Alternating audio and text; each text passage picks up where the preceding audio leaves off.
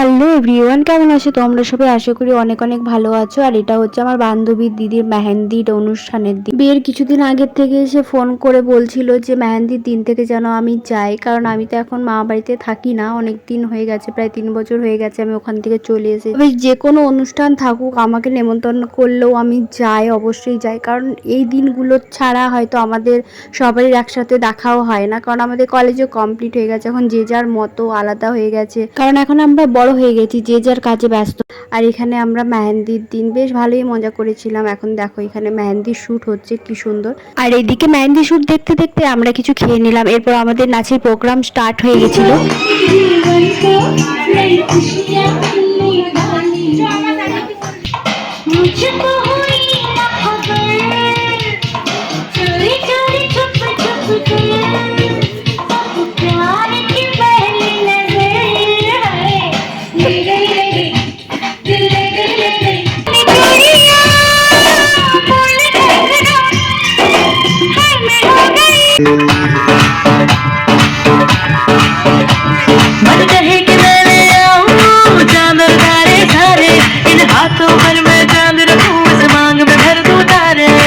এরপর আমাদের পুরো প্রোগ্রাম শেষ হয়ে যাওয়ার পর আমরা এখন খেতে বসে গেছি। এখানে আমাদের আলুর দম, লুচি আর ফ্রাইড রাইস, চিলি চিকেন চলে এসছে।